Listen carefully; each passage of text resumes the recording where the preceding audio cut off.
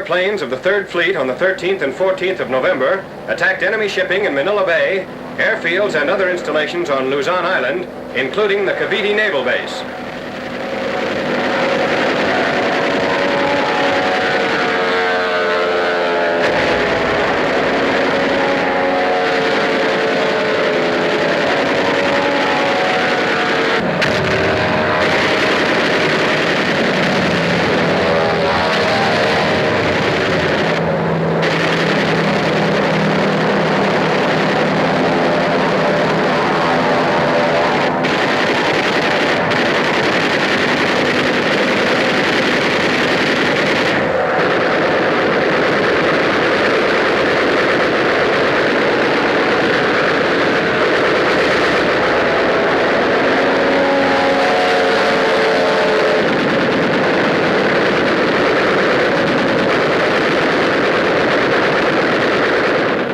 In these strikes, 2 enemy destroyers exploded, 1 light cruiser was damaged, 30 large and medium cargo vessels and tankers sunk or damaged, 170 planes strafed on the ground, 25 airborne enemy planes shot down, and 40 damaged.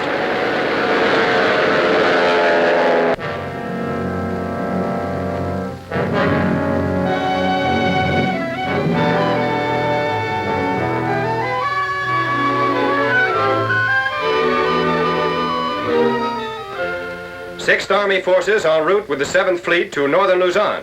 Objective, to take the American flag back to Manila. U.S. guns battle Jap planes and 2 Jap destroyers, attempting to break into our convoy of more than 800 vessels. The camera, 6 miles from the action, records direct hits on the enemy vessels.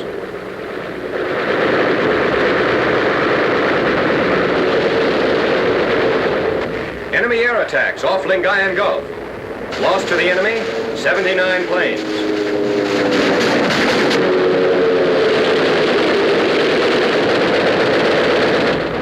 A 3-day naval bombardment of the entire Lingayen Gulf area.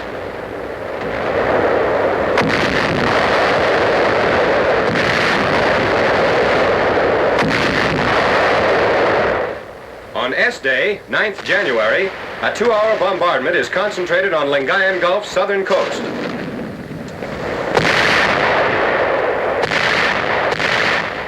Our landing forces moved toward shore almost unmolested, spearheading the greatest amphibious operation of the Pacific War. About 900 amphibious tanks, tractors, and ducks, and 2,500 LCVPs and similar craft were lowered into the Gulf. Pre-invasion minesweeping had revealed few underwater obstacles. Up to 100,000 men, under the command of Lieutenant General Walter Kruger, made landings at 4 points along a wide stretch of beach. Troops move inland toward the provincial capital of Lingayen, meeting little opposition.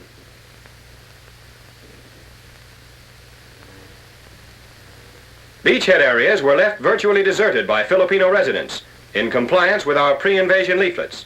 Returning to their liberated home, they offer information on Jap dispositions. S-Day victims at the Naval Evacuation Hospital. Captured Japanese-built Lingayen airstrip with its runway of 4,000 feet. Engineers extend the bomb-cratered strip, aided by Filipino laborers, some of whom ask only clothing for payment. The original strip consisted of sod-covered sand. The field received our planes 1 week after its seizure. Filipinos also aid engineers in repairing bridges demolished by retreating Jap forces. This span is on one of Luzon's main highways. Roads leading from the beaches were left in good condition. A Filipino guerrilla aids our push inland. Elements of the 37th Division, 14th Corps, move up amphibious vehicles for a drive across water approaches to the city of Dagupan, small inland port on the Dagupan River.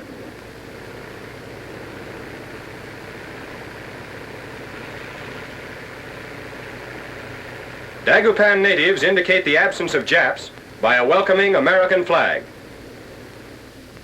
As Japanese General Yamashita promises Tokyo a brilliant victory, 6th Army forces continue to push through liberated seacoast villages toward the open country. General MacArthur returns to Luzon, 2 hours after the first wave hit Lingayen Beach, 2 years and 9 months after the fall of Bataan. Beginning September 1942, General MacArthur's return campaign led him through Buna, Lae, Salamaua, Hollandia, the Admiralties, New Britain, and Morotai. Accompanying him is his Chief of Staff, Lieutenant General Richard K. Sutherland.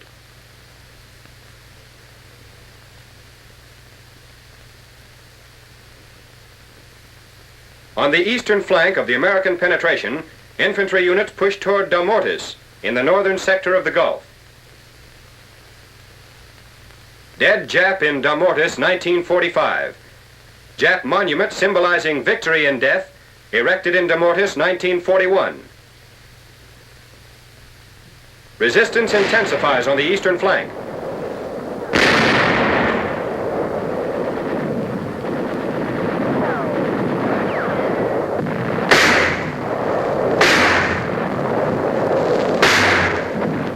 A Jap roadblock.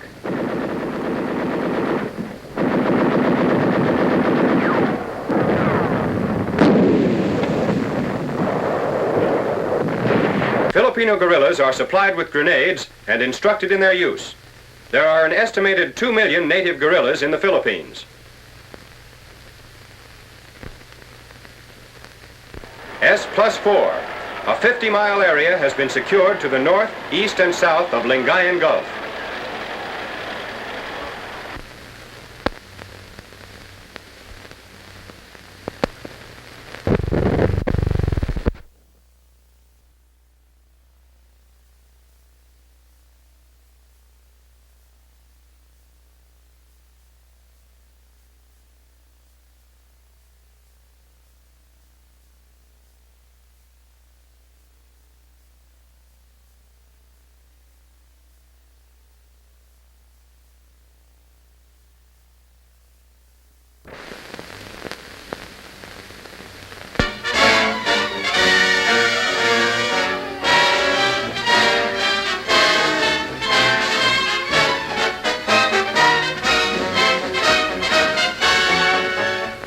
Near Bastogne, reinforcements arrive for a regiment of the 35th Division.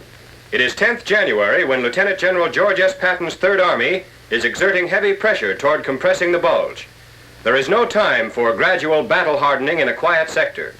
The officer addressing them explains the regiment's motto, "All hell can't stop us."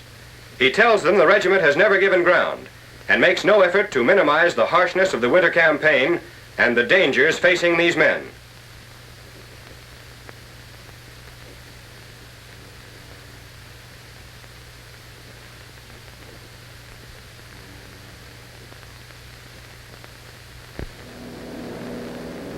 Aerial photographs made on 13th January as tanks and infantry of the 6th Armored Division participate in the routing of Nazis from Belgian territory west of the Luxembourg border.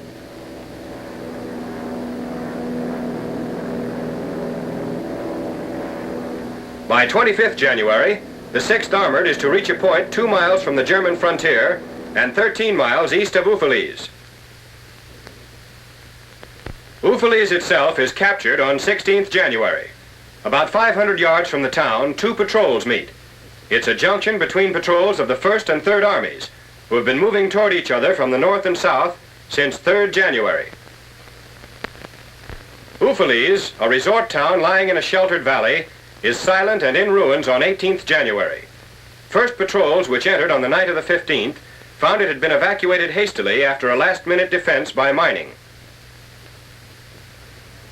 With this communication junction in Allied hands, only Saint-Vite remained as the last important road junction on the Germans' retreat route from the flattened bulge.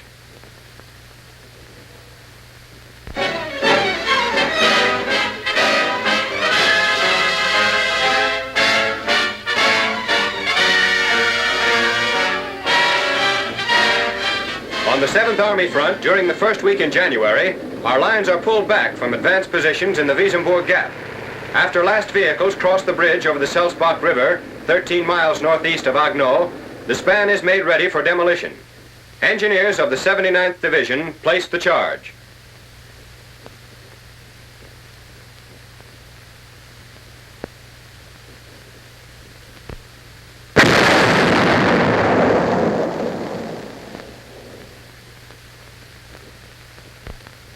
At Lauterbach, also on the northern edge of the Alsace plain, men of an engineer combat battalion apply 100 pounds of TNT to a captured blockhouse. This is on 9th January, with the Germans attacking at many points north and south of Strasbourg.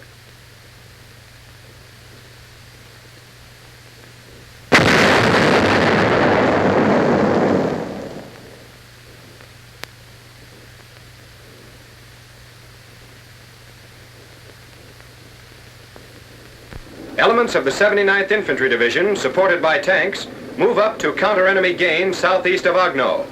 On 5th January, the Nazis established a bridgehead across the Rhine near Gamsheim, about 10 miles southeast of Agno. This action is in Drusenheim, just north of Gamsheim. The Nazi force which made the first breakthrough in this area is estimated as being about a battalion in strength.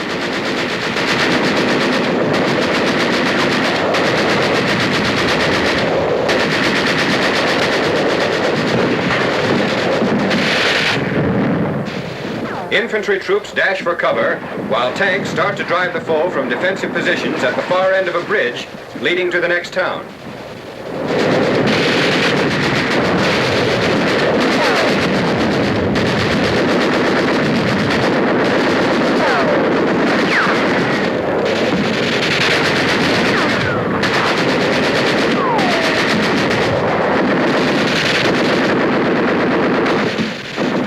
Forward elements now try to get across the bridge.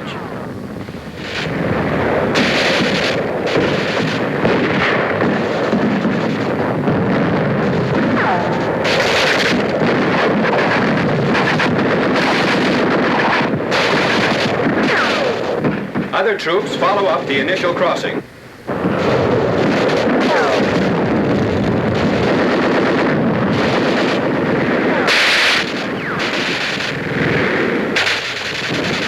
The tank risks a crossing of the small span.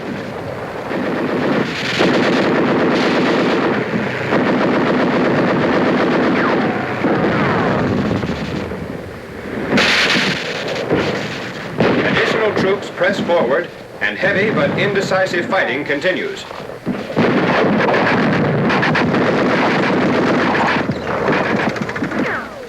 Northwest of Drusenheim, we voluntarily had retired to the Maginot Line. The 79th Infantry and an armored division combined to halt the attack about 10 miles north of Agno.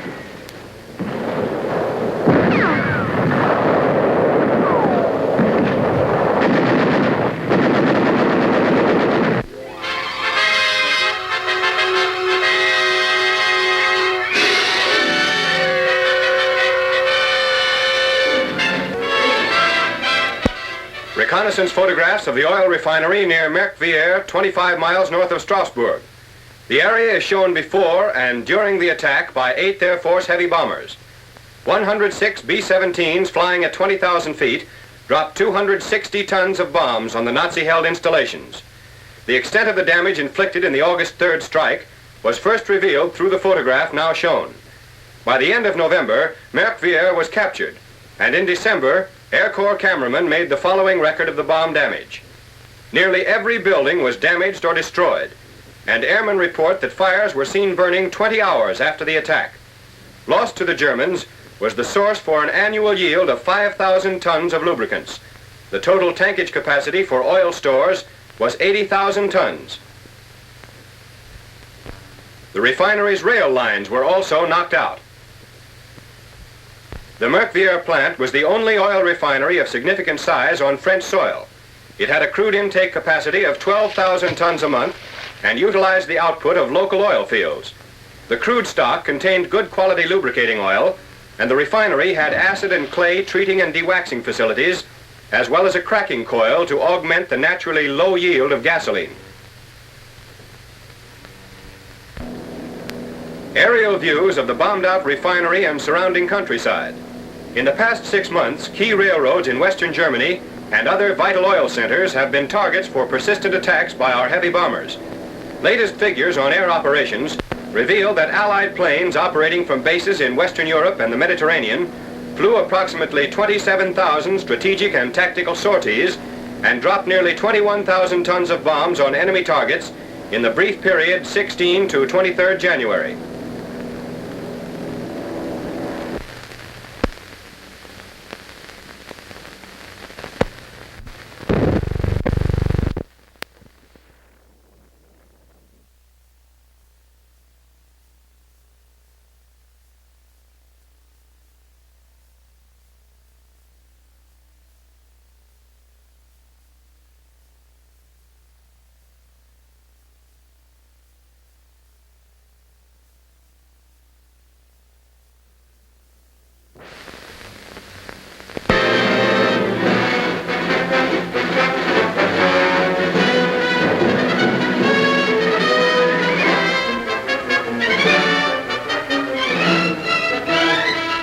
1st January, a British carrier task force leaves for a strike on oil refineries at Pangkalan Brandon in Sumatra, westernmost island of the rich Dutch East Indies.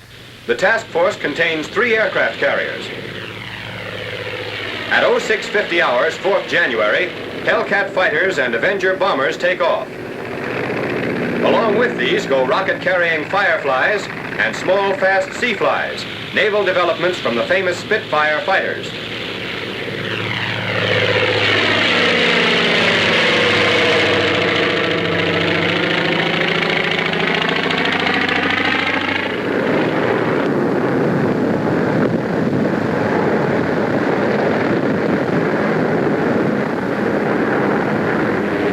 The target sighted.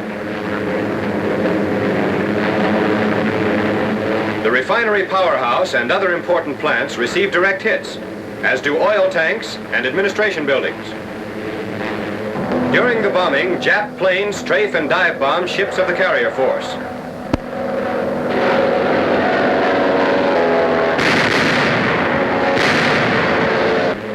The Japs are driven off, and British planes return from the strike.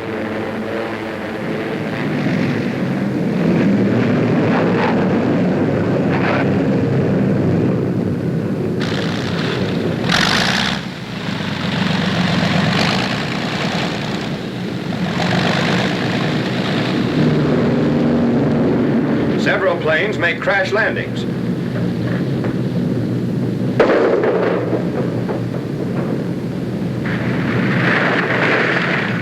One plane can't quite make the flight deck.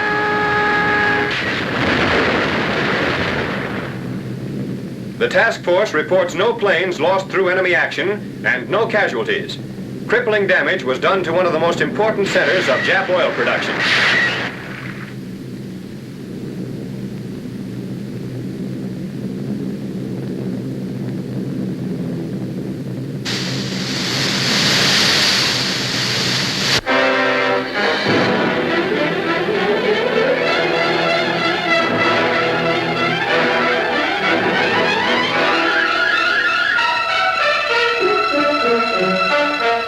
East of Sumatra, on the other end of the Netherland Indies, on 29th December, 12 B-25s of the 38th Bomb Squadron, 5th Army Air Force, bomb and strafe Jap supplies and dispersal areas near Sidati Airstrip on the island of Celebes.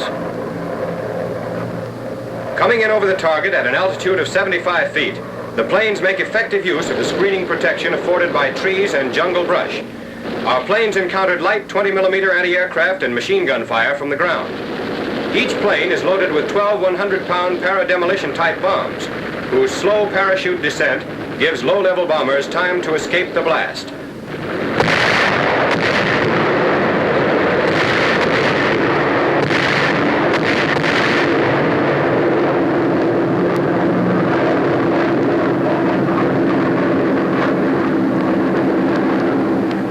All planes returned safely.